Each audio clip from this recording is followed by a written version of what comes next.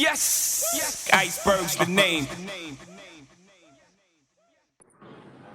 Hi, beautiful. Hi, beautiful. Oh my God, girl. That Cali sun got you out here. Listen, girl, I've been out here in this Cali sun, and since I've been out here since 10 a.m., this goddamn helicopter been circling the whole motherfucking day.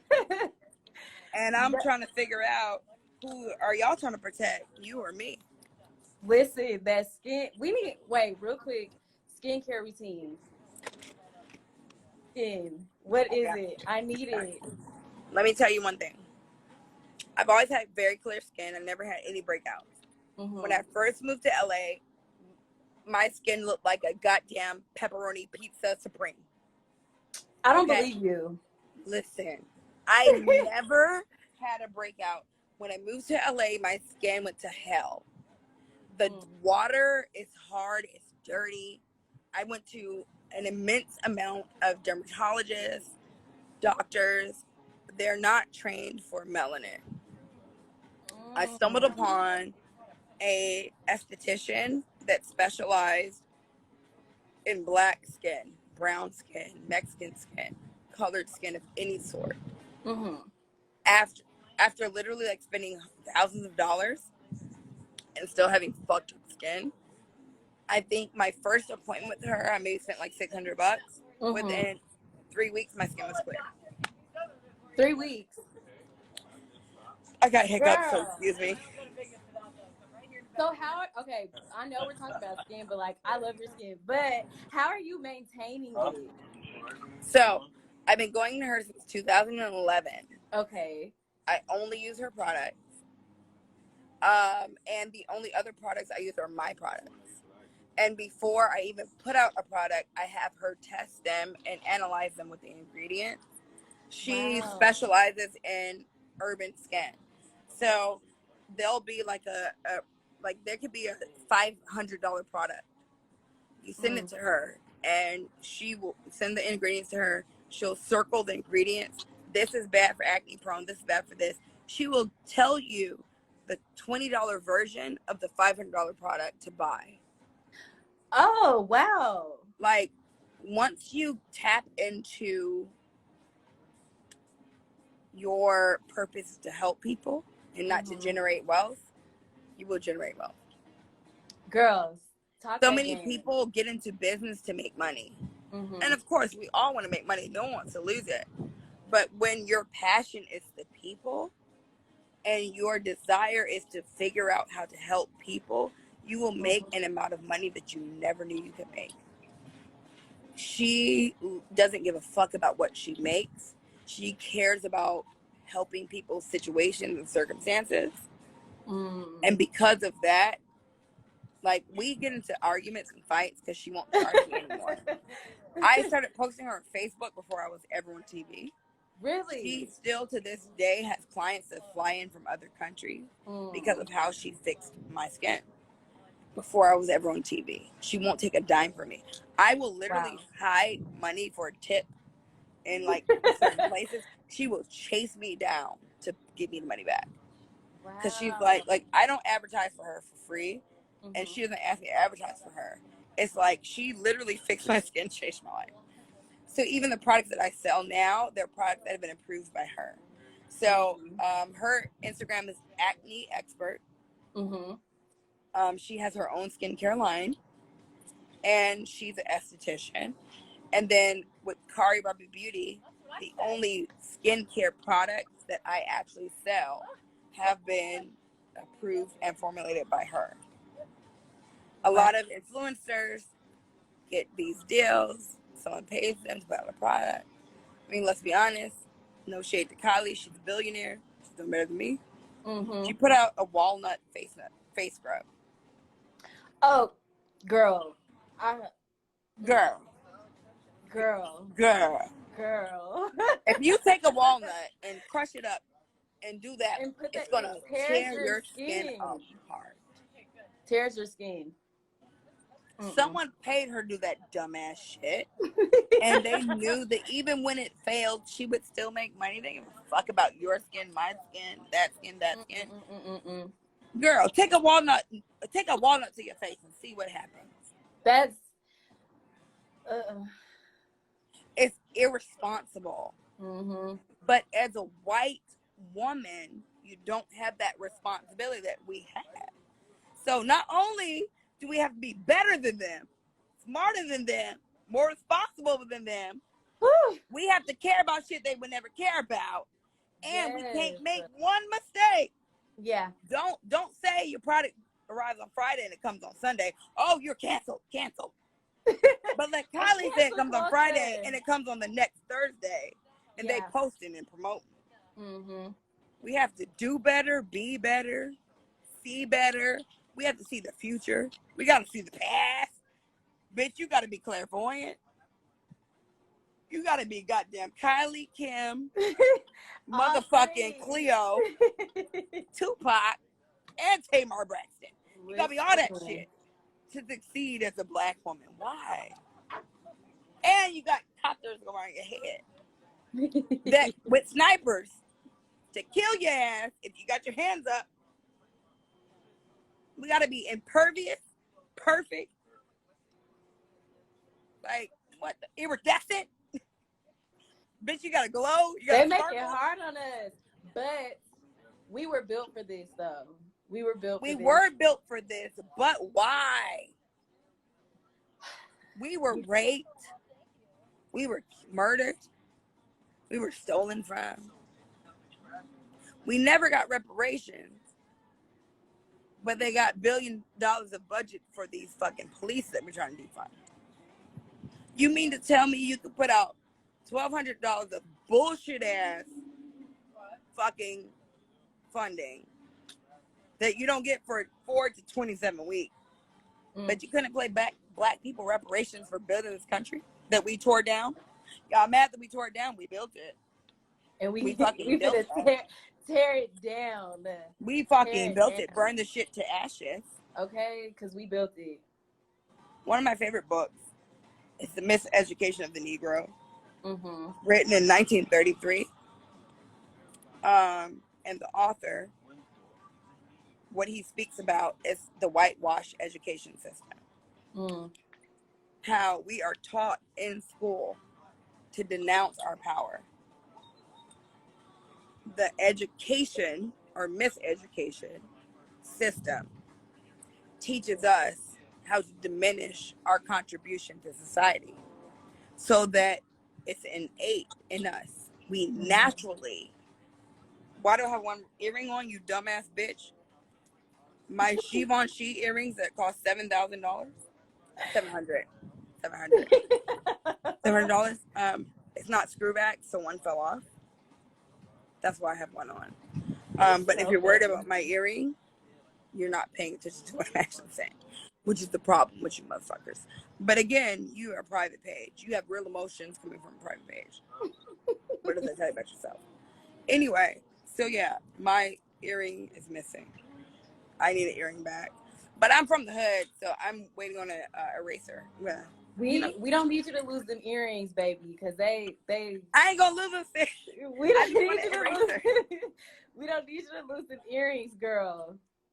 But with the miseducation system, we are taught that we didn't do anything, and when we learn that, it gets passed down from generations, and it naturally makes us pick lesser positions in life. It naturally makes us get lesser pay. We accept things we don't deserve because we denounce our contribution to society. Exactly. We learn about Hitler and how he killed these bajillion Jews. We never learn about the African massacres. They don't say anything about the slave owners. Oh, they're never going to tell us that. They sugarcoat everything about that. Slavery is literally, they take it back to, okay, well, black people, they built this cotton, they base it off of cotton, but they never go into all we did, girl, was shuck some damn cotton, girl.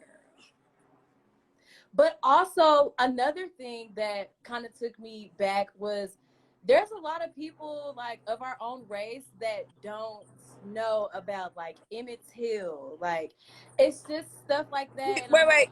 Do you hear this again? Do you hear this again? Do you hear this? Wait, what? This helicopter. I don't hear it. I hear it now. I hear it now. How many times has the helicopter circled us today since 10 a.m.? This has to be, no exaggeration, 20 times. I have lived in Hollywood. I moved out of this building when I got pregnant with my daughter because this is a flashy building. It's not a building for a parent. I lived in this building from 2011 to 2015. And even then, when I moved out, I would still come here. I have never heard or seen a helicopter. We're living in crazy times. What is this helicopter for? Who the fuck are you protecting? Are you trying to protect me or are you trying to fucking sniper me? Because there's nothing going on in the streets of Hollywood right now. It's peaceful. This fucking helicopter has circled. I've been doing interviews and press since 10 a.m. I've counted at least 20 times this fucking helicopter has circled me. So the helicopter has been going on ever since you hopped on the phone and did press. Wow. I've never seen this. I moved to Hollywood, prime time, in this very building, August 11th, 2011. I call that my Independence Day. I know the date and time I moved here. I have never seen this type of surveillance. Oh, no. They're terrified of us. They are terrified of you. They're terrified of me, and we allow them to control us. No. We're taking our stuff back. We're taking our culture back. We're taking everything back. We're taking it back. All back. Now, I definitely want to ask you because, you know, I'm a mom too, and I love talking about motherhood. Yes, girl. And I want to ask you, because I saw all the stuff that you were in, and I was like, dang, like, you got a cosmetic line, you got TV shows here. You got everything. And then we're going to talk about the workbook that you have coming out, because I need game with that. I also want to know, like, how are you able to balance between motherhood and entrepreneurship? I don't know. You know, like, that's the answer I don't have. People always ask me, how do you do this? And I'm like, I'm doing it. I don't know. Like, there is no balance. There's never been a day that I satisfied all of my expectations, needs, or desires. I do what I have to do because I have to do it. Yep. Every day of my life is a race against the clock to accommodate what my child needs. If I don't finish, I don't finish. So I don't know how to balance. I just don't. I haven't met that yet. And I'm praying to God that he puts the correct team in place for me to where I can allocate and delegate responsibilities on someone that I know can handle that. Because to this day, there's only 2 people that I have ever employed that are able to outwork me. And the one person, she's been my assistant for 13 years. And she works so hard that we started her own brand. She has her own store, her own business, and she's thriving. Hey, mama. My mom's in here. Hey, Happy girl. birthday, girl. I love you,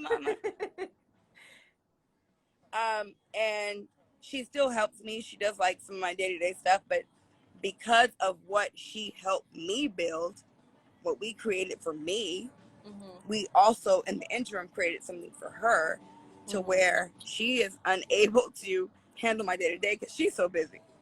So my office manager now is amazing.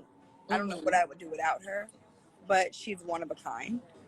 I have hired, and I don't fire people. I let them fire themselves. You know, so like it's all in the team.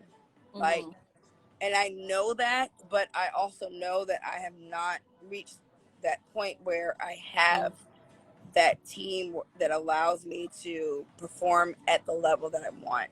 So right now, I'm very blessed. I have no complaints. I'm at a level that I never imagined. My dreams I surpassed. But with that being said, I know that there's so much more that I can do. Yeah. So, like, you know, you set your goals, you set your dreams, but then, like, what happens when you pass them? And then, you know, when you're a mom, it feels like you're never done. Like, it feels You like are never done, girl. You're never done. And then also, it's just like, you're so busy, and it's like you can't even realize that you have accomplished all these things because you're so busy with your kid. So it's like everybody's like, oh my God, congratulations. And so you're like, thank you. Like, congratulations on what? I'm just doing what I have to do. Like, but like, that's one thing that this pandemic taught me. Yeah. You have to take time to congratulate yourself. How old? You have a son and daughter? I have a daughter. She's 4. My daughter's 4 too. When's her birthday? March 29th. My daughter's birthday is March 22nd. So you got a little feisty Aries girl too. I have it. When's your birthday? I'm a Virgo. My birthday is September 15th. Okay. So my daughter is Aries like your daughter. And she has 2 Gemini parents. We both fucking retarded as shit. We got the same birthday. Dumb as fuck. Ooh, Gemini. Ooh. Girl. But, like, it's something about motherhood. Like, and, you know, we have friends that are parents. But even with that being said, like, I have a lot of friends that I would never allow to babysit or watch my kid. Mm-hmm. Because before I had a kid, I saw how many times you were hanging out with me. I didn't have a kid. I'm in these streets. Every time I was in the streets, you was too. Who was with your kid? Now that I have a kid, like, the things I do are limited because, like, I'm a responsible parent. And it's with no judgment because everyone has different situations. But, like, I've been through 3 nannies in 4 years. Yeah. Because hiring a nanny is the hardest thing for me. Mm-hmm. Like, I have to feel a sense of comfortability, a sense of trust, a sense of you have to be an employee, but you have to feel like family. But then I can't treat you like family because you exploit me. But then I can't treat you just like an employee because then you won't do more than you're supposed to do. There's no fine line. So, like, as a single parent, if you don't have a co-parent that picks up their half, you can never get ahead. Yeah. You're always going to be behind. That's so true. Sorry. And, you know, we all have friends that have kids that will leave them with anybody. I can't do that. She just started going to the friends, but I waited until she was able to talk and articulate before Hello, Mom. She couldn't go anywhere. I waited until she can articulate and she could talk before I sent her anywhere. And in the interim, what happened? It limited what you could do. Yeah. It limited your career, your aspirations, your dreams. Mm-hmm. But did you ever cry about it? No, I never cried about it. Sis. I never cried about it. You don't have time. You don't have time to be sad when you're a mom. Like, you really don't have time. Like, I catch myself being sad for like 2 seconds and I'm like, all right, let's shake that. You can suck it up, but at the end of the day, like, we've all had moments where we've silently cried. But, like, if my daughter sees a tear, it's gonna change her spirit. And they feel and you know, you honestly don't even have to cry. They can just feel if you're sad because they get super. I remember my daughter was 5 months old. Mm-hmm. I was so affected by something that was happening. Mm-hmm. And she felt it to the point where my sister took her from me and told me to go to the bathroom and get myself together because at 5 months old, it affected her. And, like, I didn't realize it because I was holding her. My sister saw the change in her because I was emotionally, like, hurt from something. So, like, as moms, we have to be impervious, perfect, omnipresent, omnipotent. Yeah. We have to be the worker, the cooker, the babysitter, the mother, the maternal, the paternal. And we're expected to do all these things without ever getting anything in return. And as mothers, we do it. But like, that shouldn't be the conversation. It shouldn't be a normal thing. Like, it's normal to say, oh, well, okay, he ain't around, you got to pick it up. Why? And then they always assume it's our fault. You don't know. He could have proposed on bended knee. And I could have turned his ass down because he's a fucking clown. No matter what that man does, they're going to blame you and me. Oh, yeah, for sure. It's so annoying. Like, and then you feel bad when you want to get a break because it's like everything's just overwhelming. And it's like, you don't want to be the bad mom because you want a break. Like, but you need it and you deserve it. I know. Like, I'm telling you. And it's like, it's mentally healthy to do that. And society will tell you otherwise. But the society that tells you otherwise was raised in a single parent home by their neighbors. And they will tell you what to do with your child. Exactly. Like, Wait, I do have a question, but I don't know if it's kind of too personal, but did you go through postpartum? Absolutely. They don't talk about postpartum depression enough. We're not allowed to. And then they say it's a myth. So they will say, we're not girl, it's not. We're black women. We don't get that. We don't get to have that. What do you mean? That's a luxury for which white bitches? We don't get to have postpartum because you know why? It's your fault that you're a single mother. How dare you? This is the dumbest shit I've ever heard in my life. I have a child by a man that has 50 children by 70 bitches. I trapped him. Listen. Wait a minute. This nigga got 90 bitches pregnant. I got one kid. He got 97. But I'm the one that trapped this nigga. Do you have a calculator? Mine's broken. I'm trying to make this make sense. I was established before he was. Yeah. Okay. You know my name before you knew his. Okay. He approached. Okay. I'm one of a fleet. I'm the only one that I got pregnant on purpose. How did I? So wait. I really hate got that. 99 bitches pregnant, but I'm the one of the 99. Like the ignorance is so inherited. It's so imminent. When it comes to black moms, it makes you will find people will find any reason to hate you. My mom says, "Oops, did I text that out loud?" like we can't go to the club because if we go to the club, why is she always out? Where's her kid? Why is she always doing this? Don't be out once or 20 times. Exactly. Like we only post what we want you to see. It's a man's world, and it's a white man's world. Exactly. And black women will degrade another black woman for overcoming something they could never overcome. I'm sorry, boo-boo. I'm sorry that yo nigga's on welfare and the bus and you got to pay for his haircuts. That's not my problem.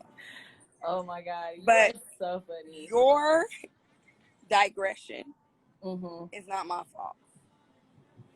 So like as black people, as black women, we literally have to start dealing with our own issues. We got to go to counseling. Therapy is therapy. Girl, the colorism I've experienced among my own people. They tell me I'm light skinned, so I'm mixed. Then I say I'm not mixed. Oh, bitch, you think you light skinned? They tell me I should embrace my darkness.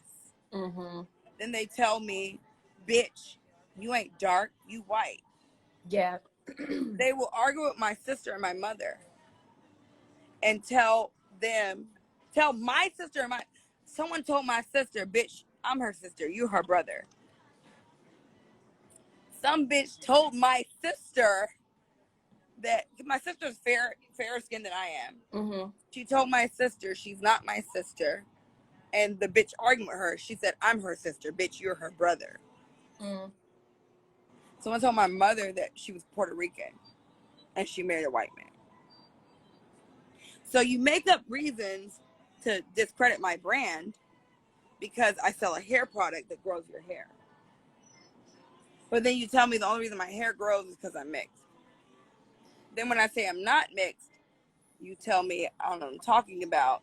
But then if I ever comment on anything you're saying about me being mixed, which I say I'm not mixed, mm-hmm. You tell me, oh, you think you mixed, bitch? You ain't mixed, you dark skinned. Mm-hmm. What? Like, what the fuck is wrong with our own fucking people? I don't want to be a goddamn thing but what God made me. My mom said I'm on the floor. My fucking mother said I'm on the floor. I can't even tell you how many people have told my mom she's not black because I'm too light skinned. Then if I comment on a light skinned comment to say I'm black, oh, bitch, do you think you're light? How do you think you're a color? How do I think I'm anything? I'm what God made me. Exactly.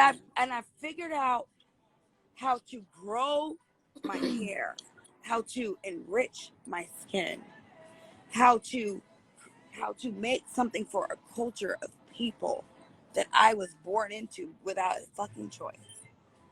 And because you're uncomfortable with who you are as a person, mm-hmm. You want to attack me whether I identify as brown, dark, light, white, mixed, mm-mm. Black.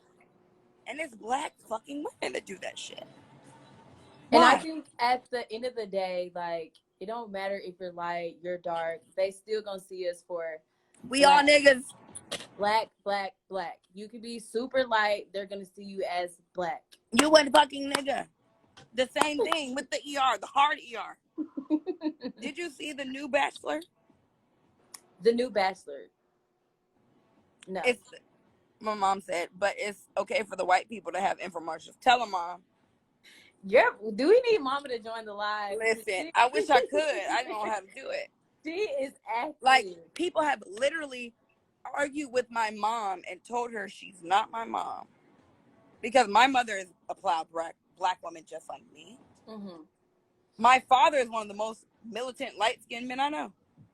His whole family got freckles, red hair, green eyes, blue eyes. They're Black Panthers and Peace Stones. Mm-hmm. I come from a lineage of strong black people. Because you don't want to buy my product, you're going to tell me my hair is good because I'm mixed. Yeah. I ain't mixed with shit but oppression and pain. You know what? But then when I tell you I'm black, now, so first, when I tell you about my products, I'm white. But then when I say I'm black, it's a wig. Which one is it? If it's my real hair, it's because I'm mixed.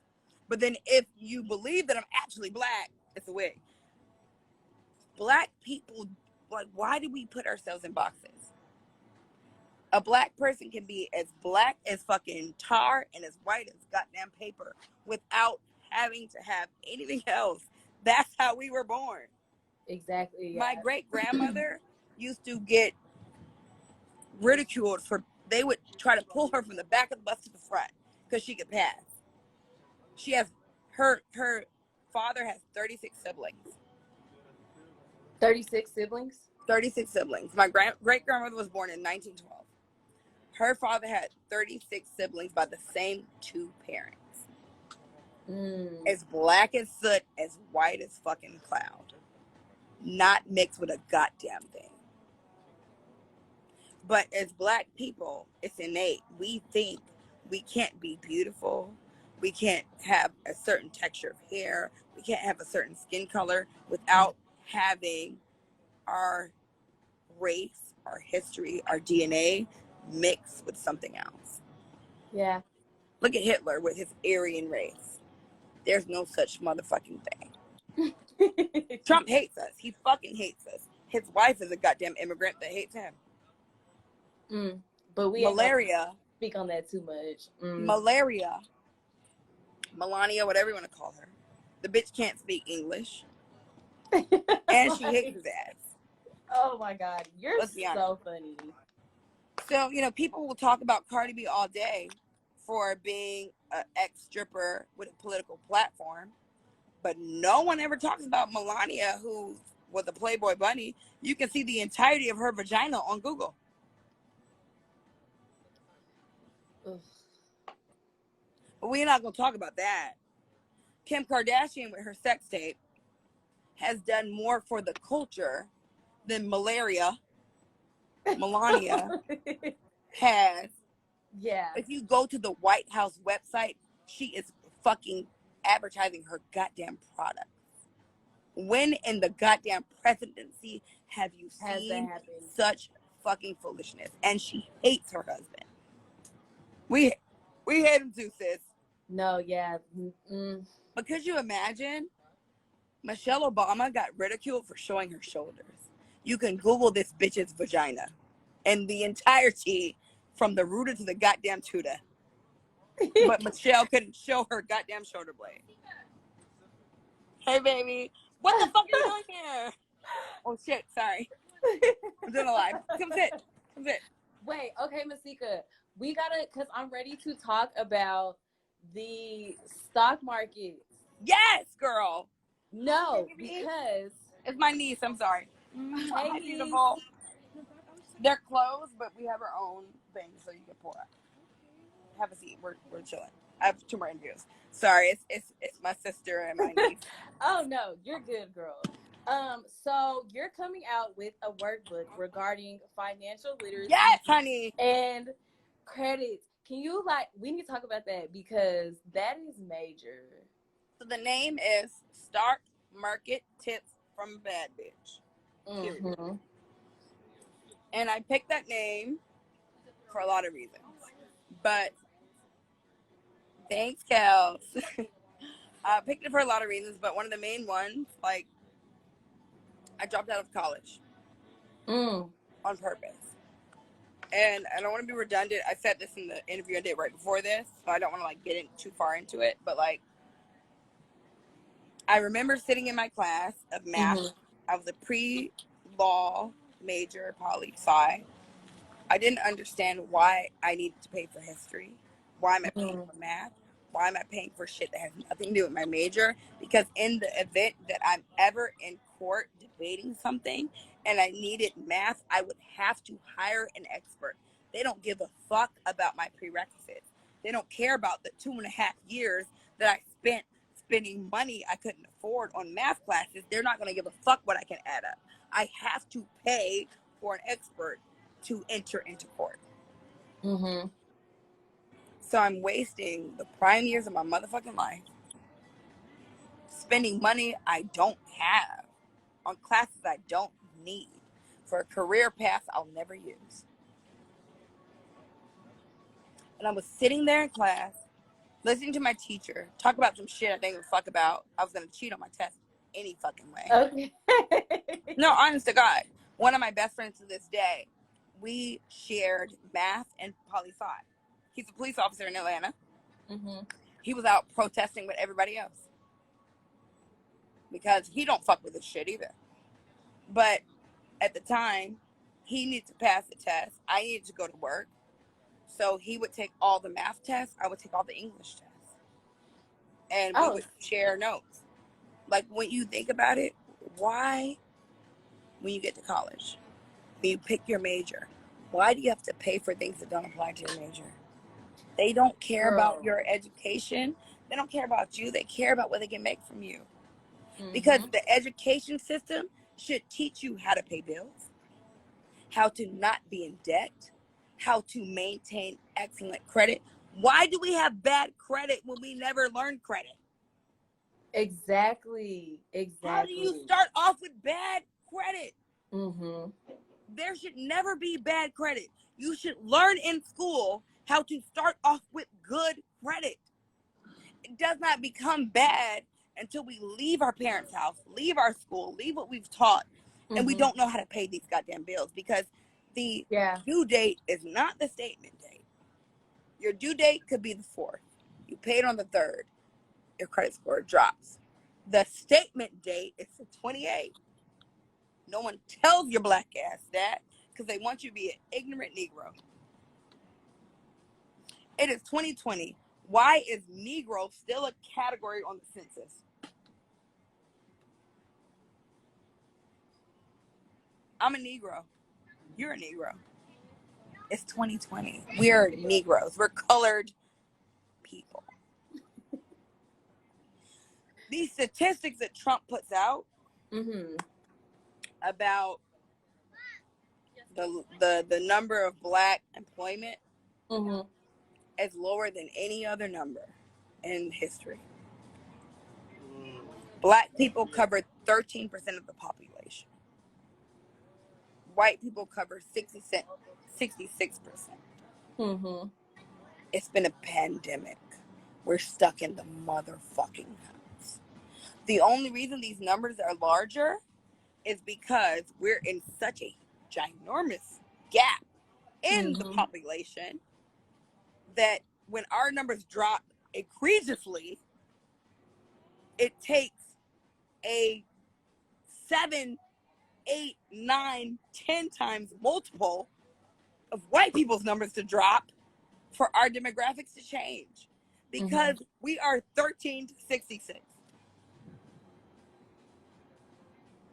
So your numbers are based off of demographics, not off of the economy. So with the financial literacy book, you pretty much broke everything down on how you can achieve all of this stuff, because like you said, they don't teach us this in school. They never will.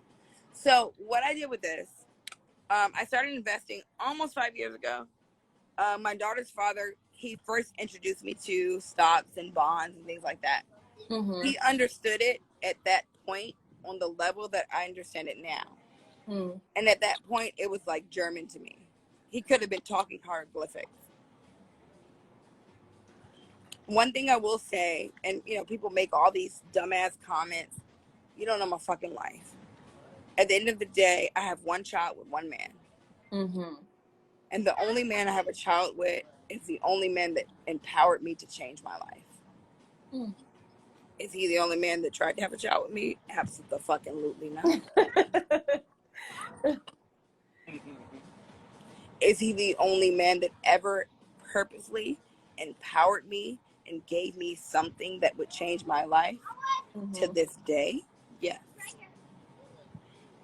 So I can say whatever I want to say, which I wouldn't, because I don't want my daughter to hear me document it saying things about her dad. I know. But when men I dated found out I was pregnant, oh, this nigga, oh, this, oh, blah, But all the men that were complaining were wealthier than he was, well more established than he was, well more in their career than he was, but never gave me a goddamn thing to empower me. And he was the one that showed you the only man to this day that ever fucking did. Wow. So I have a lot of negative shit I can say about the man. Who gives a fuck? We all have seen his dumbass shit he's done. I don't need to promote that anymore. He's done it enough. But at the end of the day, he's the only man that gave me something that I can apply that changed my life on purpose. I've learned a lot of things from men I've dated on accident by being a fly on the wall, by listening to phone conversations, by watching what they did. But he taught me something on purpose. Yes. So he actually sat me down and showed me about investing, stocks, bonds. He showed me like what he did with Bitcoin, what he made with it. He was investing in trucking companies. He was like shipping rice, all these things that at that point in my life, I'm lit. I'm on TV. Like, I don't know what the fuck you're talking about. But he understood it at that point at a level that I understand it now. So he was so excited about it. Like I am excited about it now, that he really wasn't able to convey it to me in the way I need to understand it. But understanding what he made from it, I understood that I needed to do it. Mm-hmm. So I hired people to be over my accounts, to trade for me, to invest for me, because I didn't get it. And I just kept them, thinking, I don't like math. I don't want to do this shit. Fuck that shit. I'm just going to hire people. I got money. I'm a rich bitch. Fuck them. Pay you. Invest for me. Mm-hmm.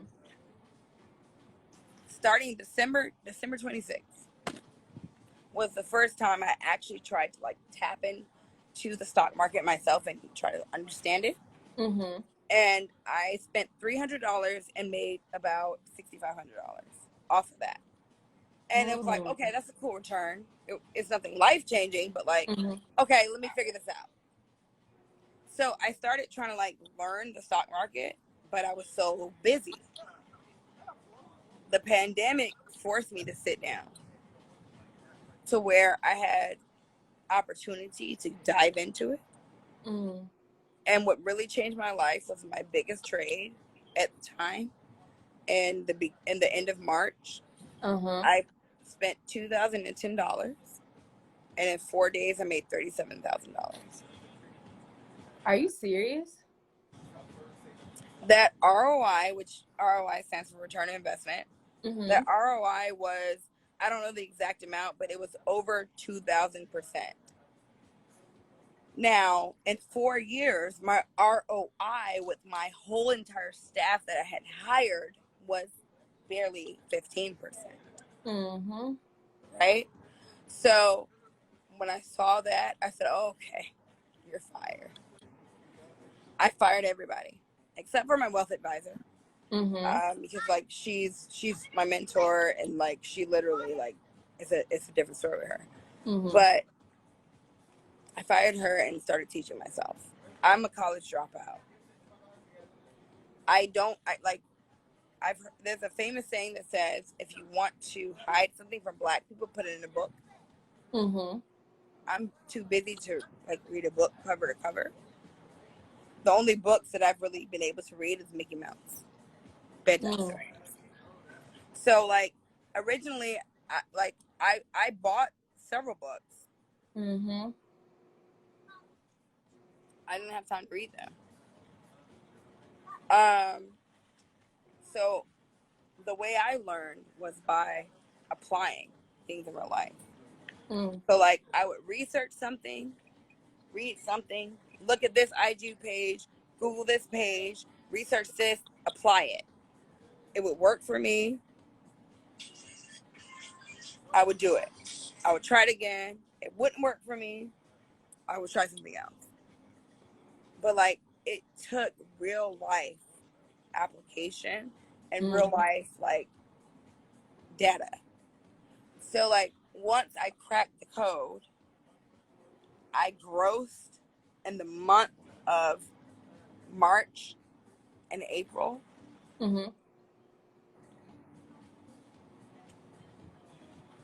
I turned $300 into 7 figures. Now, mind you, I'm already a business. I'm a businesswoman, and I'm a business woman. I have my brands, I have my entities, I have everything else. So I already have 5 solid sources of income. In the month of April, my 6th source of income that I tapped into superseded all of the 5. What was the first like investment what was the first company that you invested in? Amazon. So Amazon is my favorite stock.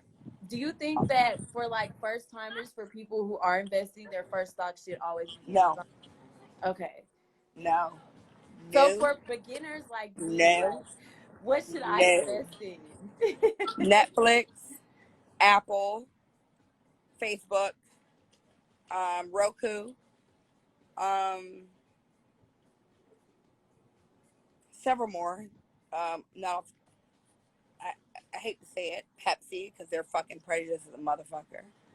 Starbucks was mine, but like I sold all my Starbucks shares today, and like even though they're like oh, don't share your stocks, make money off of them. Fuck you. Fuck you. I don't want to be involved with anyone that's not involved with me. I don't give a fuck that you're doubling back. We're adding Black Lives Matter. Fuck you. I'm dumping all of my Starbucks shares. And for me, I tell people never fucking sell low. Hold. Never sell. Hold. I sold all that motherfucking shit yesterday. Fuck Starbucks. I don't give a fuck. You sold it all.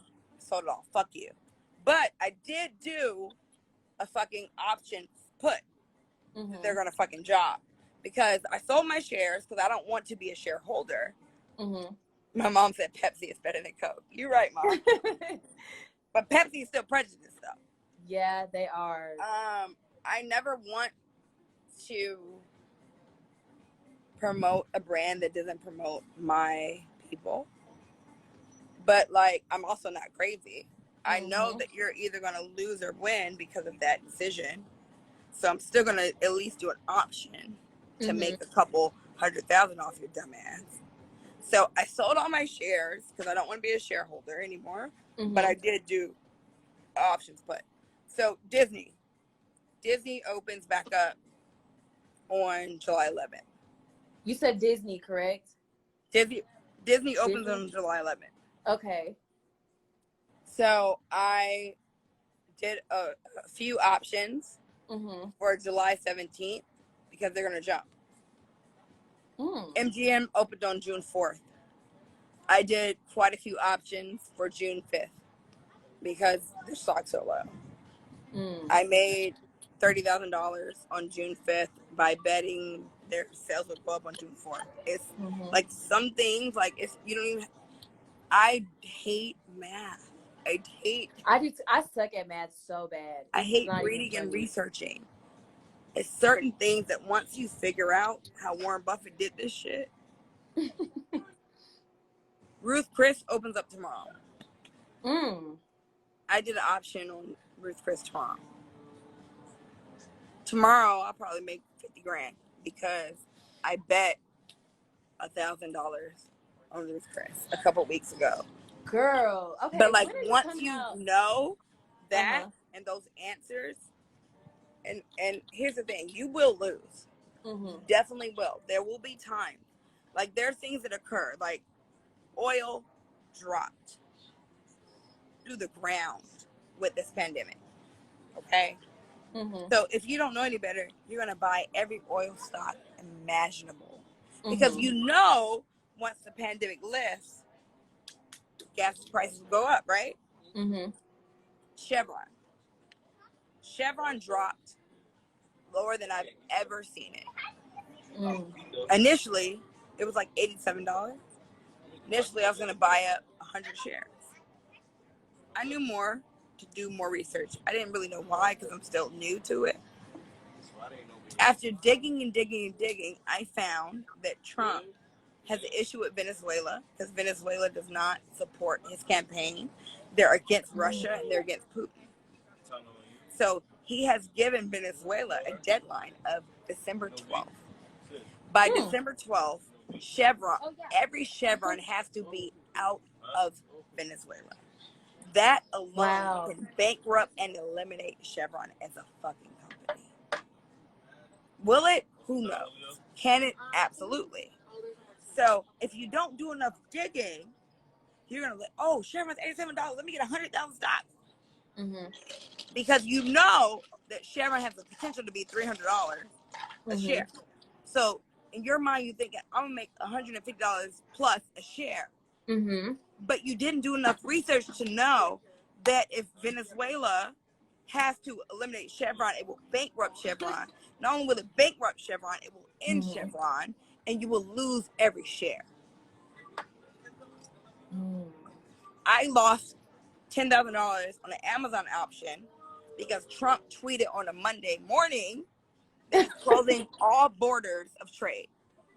Now, if you're closing all borders of trade for 30 days, no imports or exports can come in or out of this country. And you woke up and decided to do that like a fucking bitch. Why? Because you want to control the economy. So you decided to do that. So the option that I bet on Amazon was supposed to go up to $2,500. And it was on track. I was tracking it every day. Or someone would have invested 10 grand in it. But when you tweeted that you're closing the borders of trade for 30 days, every company that imports or exports $1 plummeted. I lost my investment. Now, how do you feel about investing into like the cannabis industry? What'd you say? How do you feel about investing into the cannabis industry, like the dispensary? I'm learning it now. Really? Like, I'm not gonna lie to you. I'm not well versed enough to speak on it. But you know, a lot of my niggas do that shit.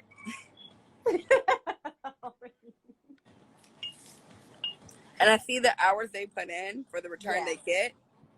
So I am now trying to figure out how to get a bigger return for less work. So give me 3 to 4 weeks, sis, and I'll have that shit cracked. Period. You gonna put it in the book? Not this first one. The first one's done. Okay. When are we getting the first one? July 1st. Perfect. You know why? Yep, I know why. Ask me why, sis. Why are we getting it on July 4th? Whose Independence Day is that? Is that your Independence Day? No. What's your Independence Day, sis? Juneteenth. Period. Why are we celebrating Uncle Sam's coon ass shit? Juneteenth is the only Independence Day that we ever fucking need to celebrate. Period. So but July 4th, I am working to change to our financial independence day. July 4th, my book will be available. And again, I'm teaching how I learned. Research, apply. It's not a book that you have to read. It is a workbook and a planner that is interactive. I don't know how you learn. I don't know how you learn. I know me. I'm not going to read a fucking book cover to cover at this point in my life. The last time I did that was before I had my child. I was on a plane and I read the fucking,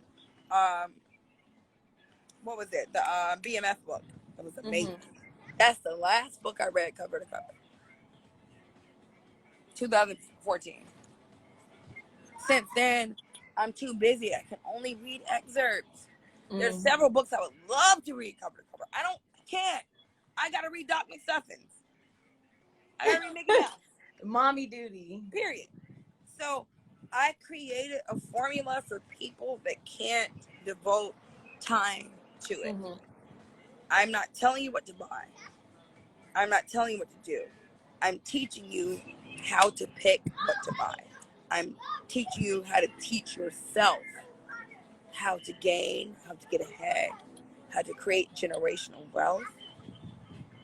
And in closing, you know, Black Lives Matter, we're fighting that, right? We got all these dumbass Republicans. We shouldn't be looting. That's to be the purpose. Target burned down. Mind you, a white officer burned it down, but we're not going to get into that. Yeah. What did Target do?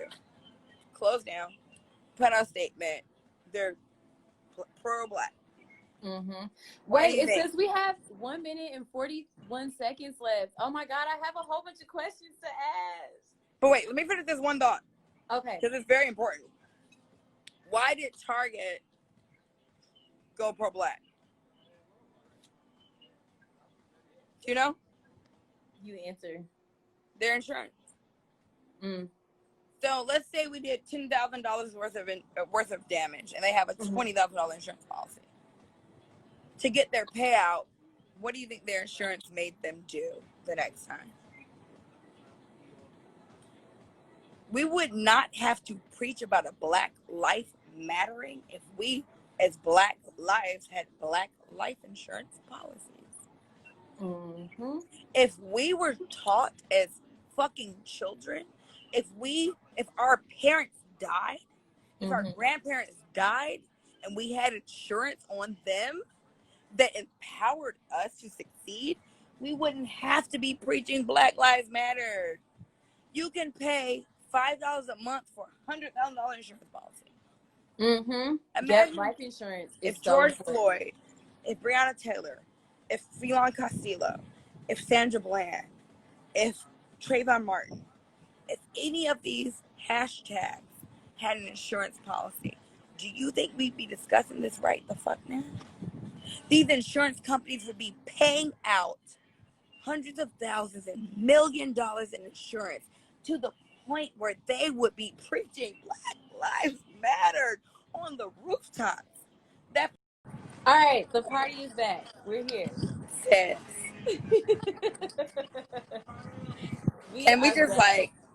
Can I just say, I've had back-to-back live interviews from 10 a.m. today. And I've had them all week from Monday. But today specifically, 10 a.m. to 5 p.m., which is now 5 my time. I never got kicked off of one live until I said that Black Lives Matter, so get Black Life Insurance. Then it ended. It cut right off. Right off. Girl. Right off. Girl. And I've said a lot of free game. You did. A lot of shit. But, like, we weren't even at the time limit. It really, I noticed that it said like 140 something and then it just automatically like shut off. They hating. Heavy. Now, they love Black Lives Matter until you say what makes Black Lives Matter. They don't want you to spend $5 a month to have $100,000 in insurance. No, they don't. No. No. But they don't care. Like, let's be honest. I'm promoting my single. Cappin is available on all platforms. Stream. Cappin. I want to talk about Cappin. And we're going to do that. We got to talk about Cappin. Had I been talking about Cappin, the live wouldn't have been ended. No. Especially when we talk about these booty shorts you had on. It definitely would have Let's get to it. Okay, so I want to know, because like I said, you have so much going on. How was your transition back into music? I never left it. I learned from it. So I took a break until I was able to perform. I didn't want to say perform. Like, I accidentally learned. Like I said, as far as like stock markets, my daughter's father taught me things no one ever did.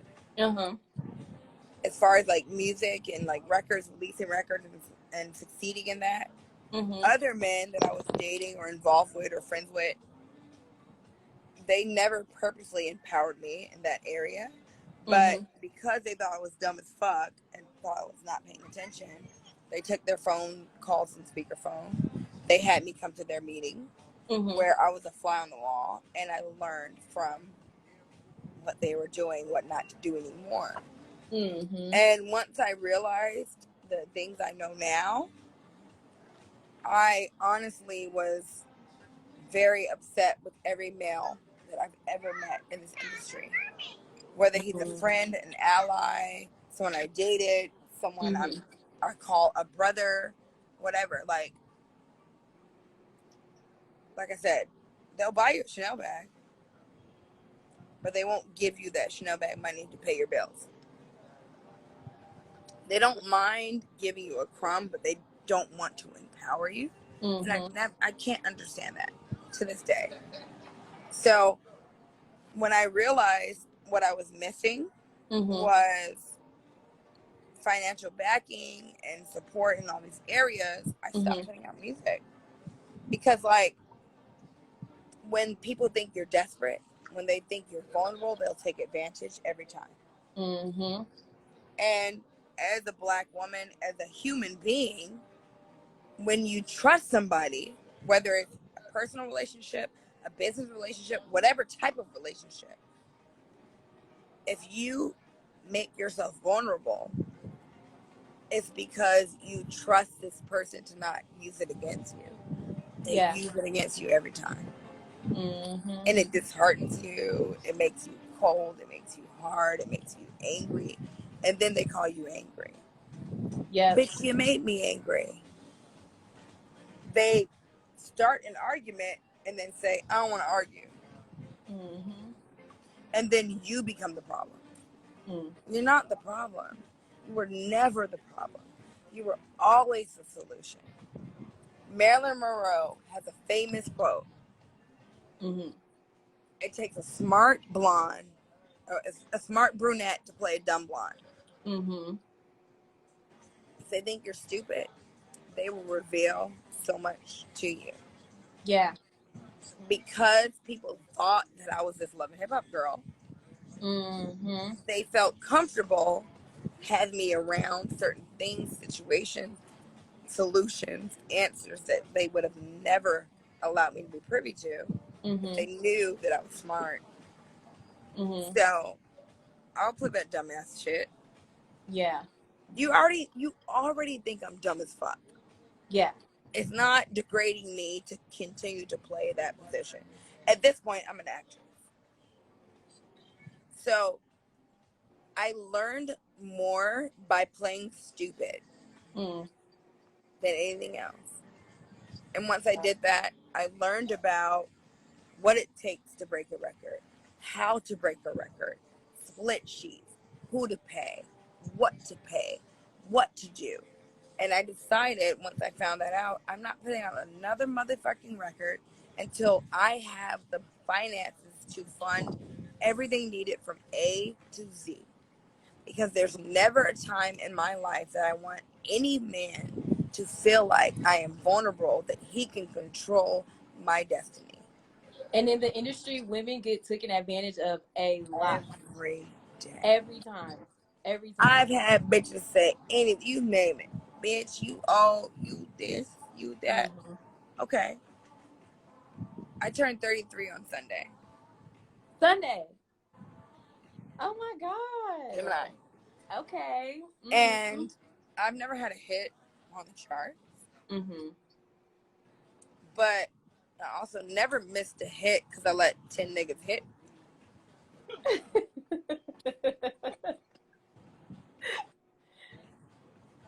So, like, maybe, like, for me being 33 and doing it the right way, I don't know what God has for me. Maybe this is to show it doesn't matter how old you are. Yeah. Hold on to your integrity.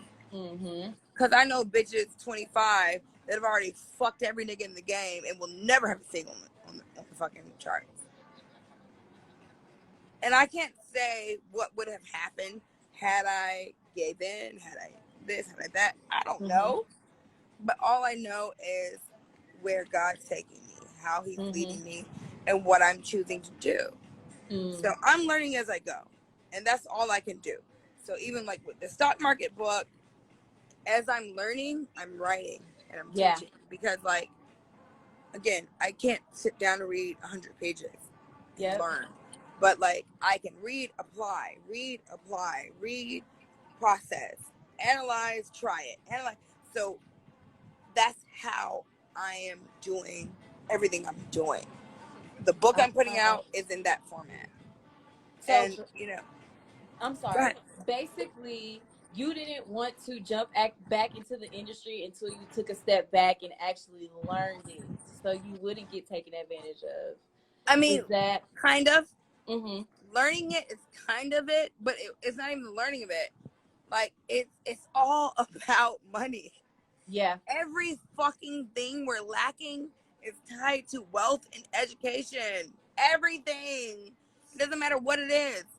It could be music. It could be fucking education. It could be politics. It could be a fucking oppression.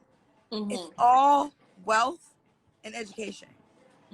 So I still haven't learned everything. Yeah. But I'm a rich ass motherfucker. I'm a rich bitch that I can pay for all my motherfucking shit. And I don't need a nigga to pay for a goddamn thing. Okay. So I learned what I learned, but even before I learned that, I didn't acquire what I've acquired. So I already busted my ass and worked hard as fuck to maintain my earnings. I didn't realize I'm working for my earnings. I'm a goddamn fucking hamster in a wheel. Mm-hmm. My life goal now is to live off of my interest. I never want to spend a dime I earn. Mm-hmm. Right now, with all of my earning accounts of costs across every last platform, whether it's Morgan Stanley, Robinhood, E-Trade, whatever, what I've grossed right now has no earnings in it. Mm-hmm. Do you know what that means? Break it down to us. My very first trade I did on my own mm-hmm. was $300. I grossed $600 off of that. I paid myself back $300. But that's not the exact amount. Whatever the exact amount was.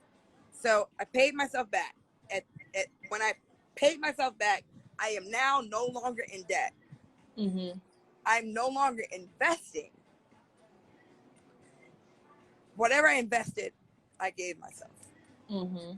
So let's say I made a $6-7 return on $300. So now I made $5,700. Mm-hmm. Paid myself $300. So now I have a free $5,700. Free. I tipped myself $1,700. Free money. I didn't earn this shit. So my earnings was at $300. Mm-hmm.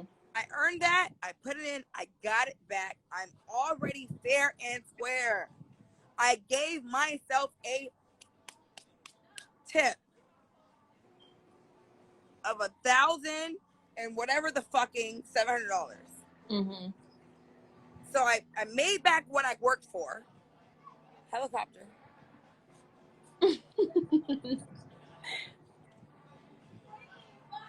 Helicopter.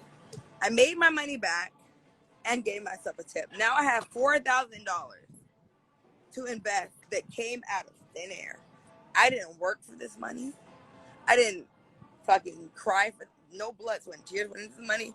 This is free money that came from this $300 investment that I've already paid myself and tipped myself for. So from December 26th, when I first started teaching myself how to do my investments that I've been doing for 4 years, that my advisors were ill-advising me of. When I first started doing it, from the first day, every dime I have made that was ROI came from nothing I earned. It was investment. Then the $4,000 that I invested, I made an ROI on it and paid myself back what I put into it. What I put into it was already earnings. Mm-hmm. So now I'm not paying myself back in investments.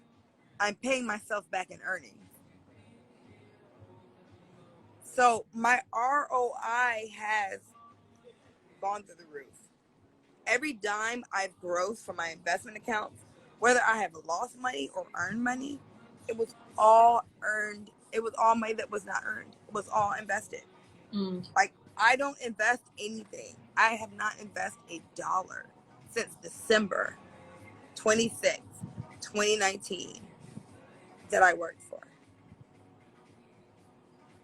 My investments do not touch my net worth.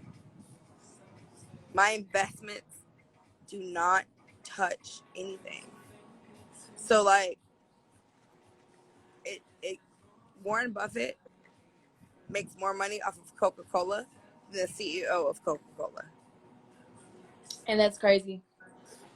The man that put his blood, sweat, tears, years, passion into Coca-Cola. He makes 7 figures, 8 figures of Coca-Cola. Warren Buffett makes 9. And he never had white sweat off his brow. Mm-hmm. Like, the secrets to wealth are hidden in our fucking faces.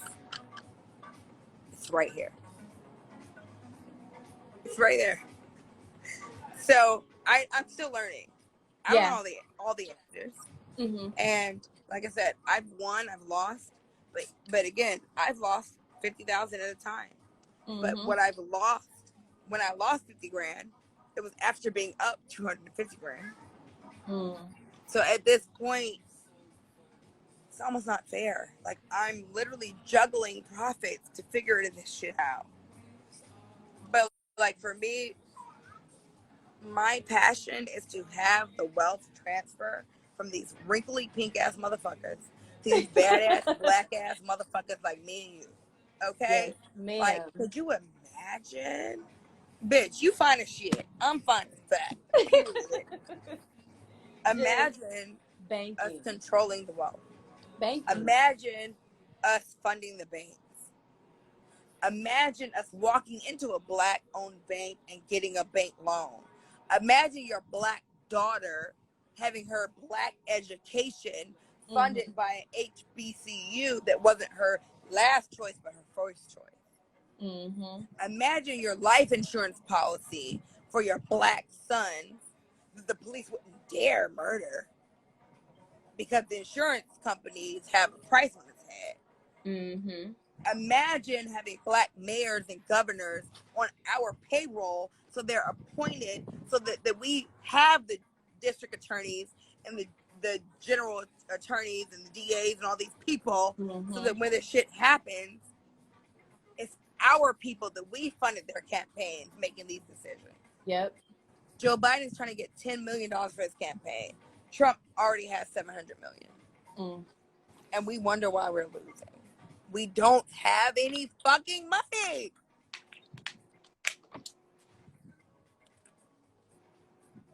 We're broke.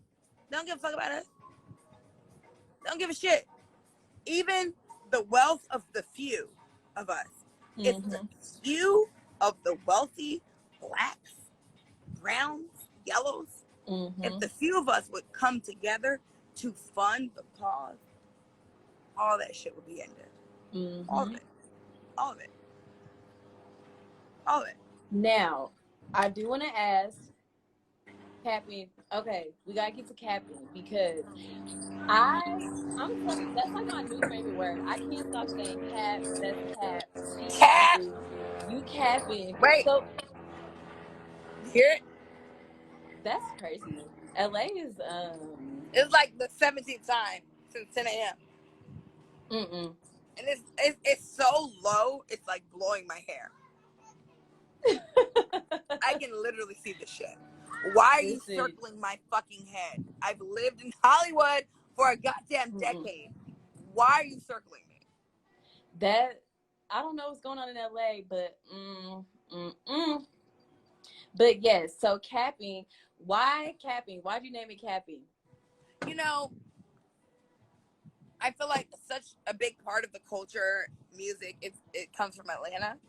And Cappin was like an Atlanta word. Yeah. Like, I wanted a fun song that was light in the midst of all this bullshit we're going through. I didn't want like anything heavy. Like, yes, I'm a political person.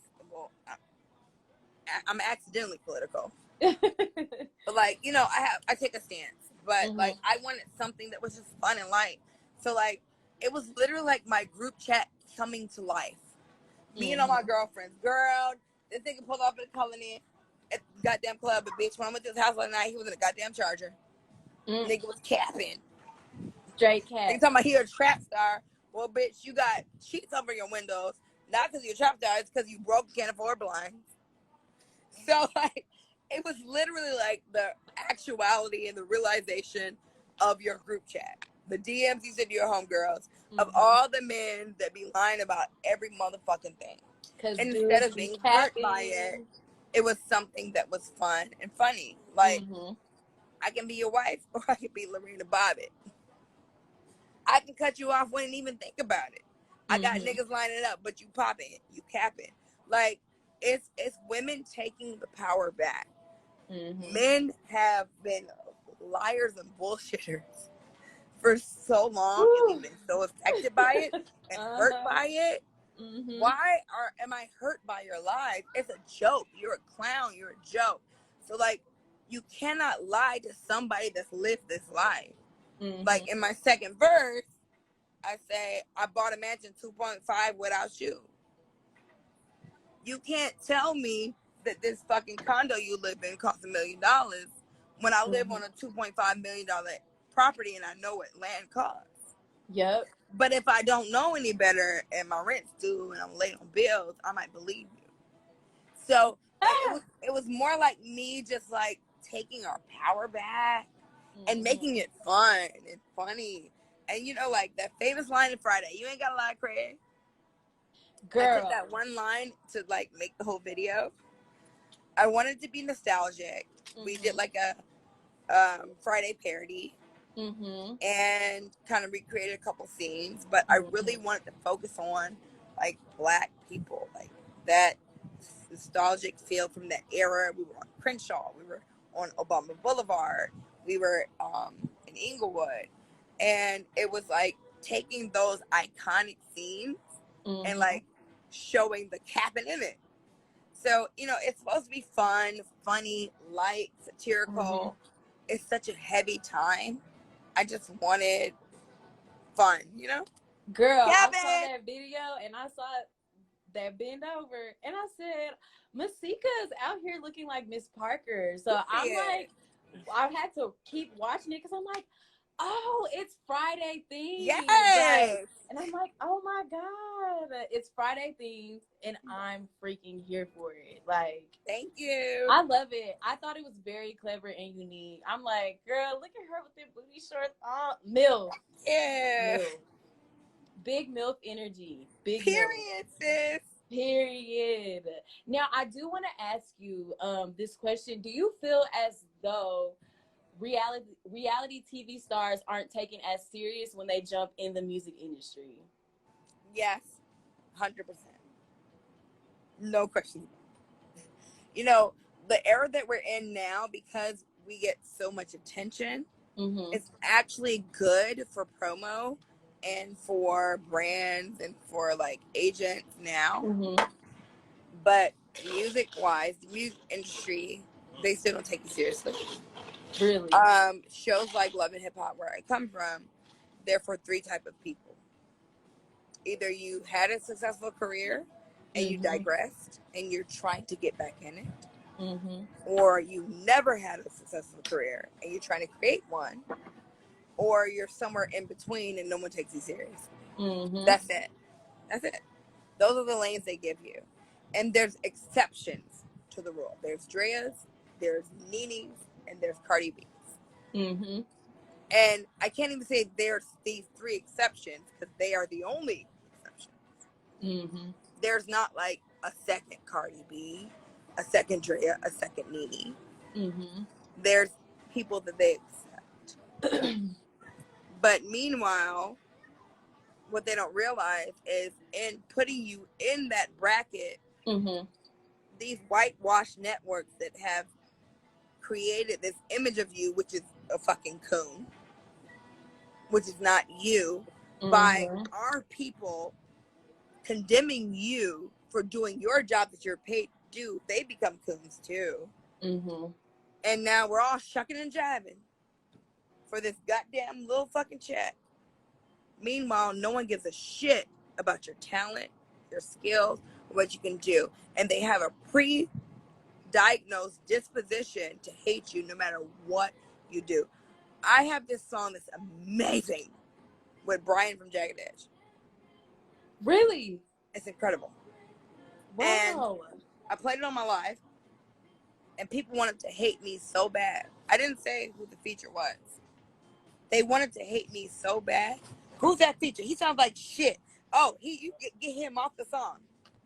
Bitch, it's your favorite. It's Brian from Jagged Edge. He sang you to sleep, ho. Not he sang you to sleep. But you didn't know who he was. But you had a predisposition to hate whatever I did. That you decided before I even played this song, which is masterful, mind you. When you heard this man sing, you decided it was trash and I'm full of shit and I need to get a real artist. Because you just mentally wanted to hate me so bad. Had I said, this is Brian from Jagged Edge, before I played it, everybody would have been different. They coon, not even knowing. One of my favorite books The Miseducation of the Negro, written in 1933. Oh yeah, yep. I've been posting it for the past few weeks. When Coon Trina tried me, she's been canceled since. But anyway, in this book, the editor, the writer, teaches how Black people are miseducated from birth to denounce our contribution to history, to society, so that we do not realize our power, so that we denounce our position and we will accept a lesser value. We will naturally take a lesser pay, a lesser position, because we don't realize that we built this shit on our fucking backs. I used to think people wanting reparations was retarded, crazy. We are owed all of that shit. Exactly. Every single dime, every single penny, every single dollar. Fucking penny. You mean to tell me you could pay $12,000 or $1,200? Sorry. I almost thought it mattered. You mean to tell me you can pay $1,200 because of coronavirus, but you can't pay Black people $12,000? We are 13% of the fucking population. You can pay 66% of the population $1,200, but you can't pay 13% $12,000. We built this fucking country on our goddamn back. And you're mad that we're burning it down. Burn all that shit down to the ground. Burn it to the fucking ashes. Because guess what? What did I say? They have insurance. They're going to make sure Black Lives Matter. Because they don't want to pay that policy out. They sure don't. But it's okay. Give a fuck about George Floyd, Sandra Bland, fucking Tatiana, Breonna Taylor, fucking Ahmaud Arbery. They don't care about none of them because they had no insurance. Their lives didn't matter. We're taking all of that back. No one had to pay for it. We're dumbass, ignorant niggas. They don't give a fuck about us. So we have to riot. We have to loot. But if we take that shit they do and educate us, put the wealth in the Black bank so they can take 90% of our deposits to generate so that we can get student loans, so we can get business loans, so we can create wealth for ourselves, get health insurance, get life insurance, create our own fucking network of power. Oh, Black lives will matter a whole lot when they gotta pay for it. Do you hear me? Do you hear me? That's now. No cap. No cap. Cappin. Listen, so we gotta talk about Insecure because I love Insecure, and you're on there. You're on there, girl. I have so many questions. Go ahead. How did this opportunity come about? For one. All right, we telling the truth today, right? Oh wait. Is it truth? Like we get into the real, or you want the like cute version? Honestly, it's whatever you want to give us. Cause my white agent didn't do her job, and I found out that Insecure was casting, and I told her to submit me, and she sent me back a role for one line with fucking one sentence. And I said, no, this is a day player. I need an actual role. And she said, well, you just told me about it. All of the recurring roles have been casted. We only have day players. You're my agent. Why should I have to tell you to submit me for Insecure? When you got the breakdown in your email 60 days before I knew about it, you should have submitted me. When I found out about it, it was already casted. I don't get those breakdowns. You do. Why do I have to tell you to do that for me? So by the time I told you there was only one opportunity for me to read for this, and it was one line. Okay, so whatever. I went to the audition. I got that fucking role. I knew I was going to get it, clearly. I had one line. it wasn't because they didn't believe in me. It wasn't because that's all I could perform to do. It's because my agent never submitted me for anything else. One thing with quitting Love and Hip Hop I learned, it's not what you deserve, it's what you can negotiate. Mm-hmm. They never submitted me for a significant role. I fucking did the shit out of that one ass line to where they called my agent and said, we wanted to build on her character. We want her to return next season. Shut up. And knock on wood, I have no guarantees. I'm praying to God they do it. Wow. Because it would be life-changing for me. Mm-hmm. But, like, my character is Molly's sister-in-law. Mm-hmm. So there is room for expansion. But she was never written into the show. She was only one line. I casted for it and got booked for it, and they liked me enough to and where... you killed it. But imagine if my agent, my white-ass agent, actually submitted me at the appropriate time for a reoccurring role. So the only reason why, like, I even feel confident is because they kept my fucking character wig.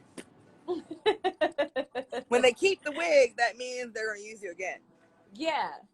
So I'm praying they'll use me again. But whether they do or they don't, one thing I will say, I've worked on 100,000 sets in my life. Mm-hmm. I am so proud as a Black woman to say the most professional, the most organized set I have ever been on in my entire life was a Black set. Issa Rae. How was it? How was the vibes? I need to hear everything. Girl, that one line, I was on set for 14 hours. Ugh, I know the vibes were crazy. And I always planned to be on set for 12 hours. Mm-hmm. But we did OT. And it was so immaculate. The set was so organized. It was so professional. Mm-hmm. Every T was crossed. Every I was dotted. I've been on so many sets in my lifetime from the age of fucking 5 years old to 30 goddamn 3. I've never seen a more professional set, and this is the only Black set I'm fully aware that's a Black set. Mm-hmm. Issa did her fucking thing. And whether they never cast me again, if I only have that one goddamn line, just to have that on my resume, to work for HBO, and to be on that show, and to know that a Black woman accomplished this shit, girl, bye. Like, I've worked for Sony, I've worked for every possible entertainment company you could imagine. Mm-hmm. Like, it gave me a sense of pride being a Black woman, knowing a Black woman created this. I can't get into the specifics of it, because, like, if you haven't worked on sets, like, it would just sound stupid. But Issa, I don't need to congratulate you, because you know what the fuck you did. But, like, it was amazing. It was just amazing. And I'm praying that I'm back for season 5. Okay, we're going to pray for you. We're going to speak that into existence. So we got you, girl. We got you. Girl. And I do want to say, okay, so you know how before it was Team Issa and Team Lawrence, but now we got Team Molly and Team Issa. What team you on? All of it. Masika, you have to pick a side. No, because here's the thing. Like, this is what's supposed to happen. Create a divide to create a conversation. Mm-hmm. Right? Like, they probably discussed this together. Like, everything that's happening in this fucking world, like, even me and Trina going against each other, I had to double back and address her as a fan. I'm a fan of Trina. I gave Trina the goddamn business. Okay? I came at her with a fucking dozer. Like, I killed her. She was ended. It was over. But as a Black woman, knowing what's going on in the economy, I can't afford to just combat with you. I had to pause and say, hey, listen, this is why I'm mad. I grew up listening to you. I'm a fan of you. I looked up to you. You were a Black woman that I aspired to be like, and you let me down when you did X, Y, and Z. And everybody knows I'm clapback queen. I'm funny. I say all this dumbass shit. I do it because people expect it. I really don't give a shit, to be honest.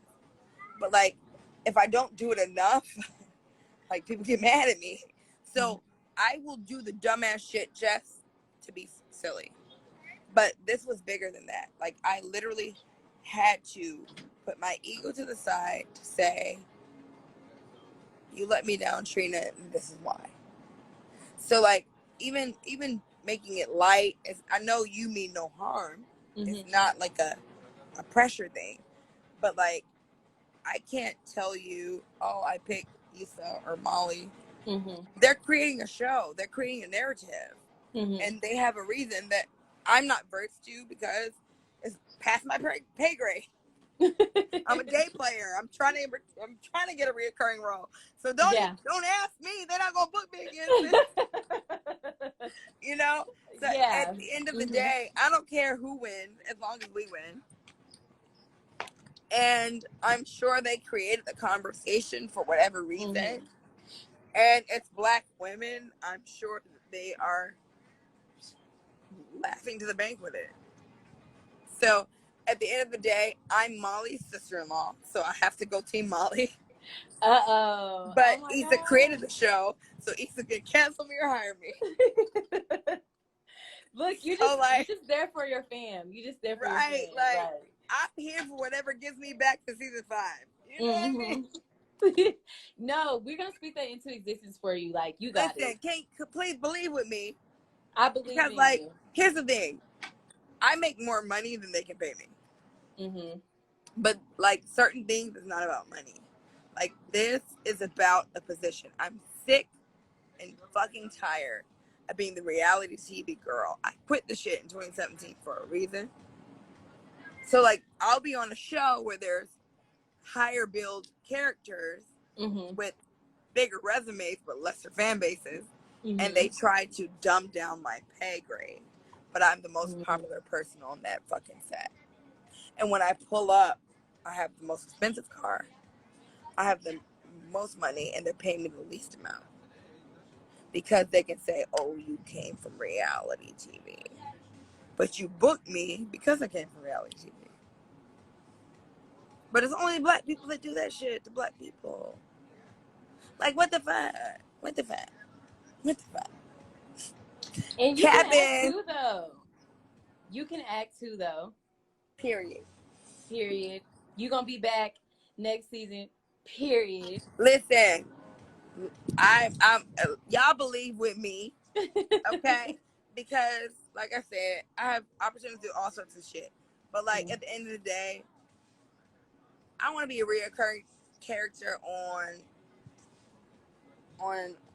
Issa Rae, anything that she's doing. I want to be a recurring character on Insecure. You know, I want to do more HBO shows, things like that. So that's what I'm striving for. That's what I'm, doing. In the interim, I'm working on this music, these videos, and for the rest of the summer, I'm gonna take you guys on a nice, fun journey of music. Yay! I have my whole EP done. It goes from Tamar Braxton to Tupac. Oh. I have feel-good records, ballads. In between, it's just like, it's my time, and I'm not holding back. And I feel like with Cappin, like, even though you didn't necessarily say like what you're saying now, I can feel that with that, the confidence, like, I'm here, I'm not going anywhere, I'm finna turn it up. That's exactly what that was. Like, Cappin, honestly, what's the polite gesture to what's about to happen. I just kind of wanted to set a tone to like it's about to happen. And I'm here for it. I've been working so hard. I appreciate you, sis. I appreciate everyone that supports me. I appreciate my fucking haters, girl. Like, the haters in real life, they don't understand. They think they're harming you. But at the end of the day, my bank account doesn't see what you're saying. It's exactly. a number. Exactly. Inside is the inside. Whether what you're saying is negative or positive, it adds to my net worth. So the haters low key be my biggest supporters. They're always watching, so that's number always. one. Always they be watching. So mad. Oh, I would hate to be sitting at home that man. Like, misery loves company. Yeah. Well, listen, mom, as a fucking black mom doing your fucking thing, I can't wait till we actually link the fuck up. Girl, I'm gonna follow you from my personal page, and when I come to LA, we are turning up. Because LA is LA, but Masika LA is a different story, sis. Okay, Masika you cannot LA. come to LA without doing my LA, sis. Am I invited to do your LA? Listen, bring your daughter. I'll have my nanny. We'll get the girls together, and we will do LA. I need a line. Okay, so I'm from Dallas. I need a line. He's trying to get me to take these shots. I'm not taking it. No, I need a line. Okay, well, fucking find one. Black man trying to see me do bad. See, I live in Texas, but I'm from Arlington. Which part? I'm from Arlington. It's the suburbs of Dallas. Okay. But when I come, like, we gonna mix the Southern hospitality. We gonna. I'm telling you, bring your daughter. Okay. I got 5 guest rooms. We gonna get the girls together, and we just gonna do LA, sis. Like, we gonna do LA. We just gonna do LA. Period. Okay, I'm ready. Period. Now, and ain't no cap in my rap. Cappin. It's no cap. No cap. I don't cap like these niggas be capping. Okay. Now, I do want to ask, before we wrap up this interview, what advice would you give to someone that's trying to have their hands in multiple businesses? Research. Everything that you could possibly want to know is on Google and YouTube. Stop asking for handouts. Nobody owes you shit. Even when somebody owes you shit, I guarantee you whatever they owe you ain't what you're worth. You would not loan out more than you can.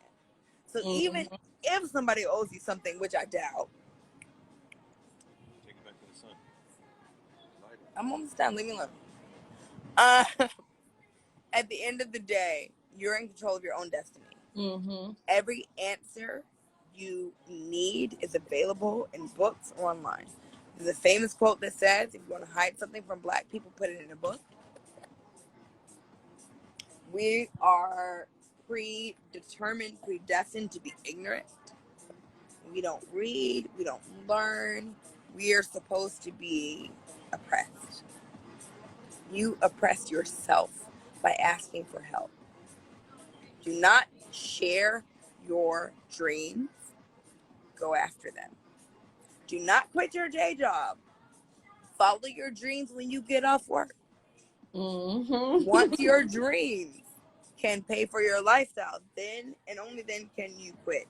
Never ask someone to invest in you when you have not invested in yourself. Into yourself.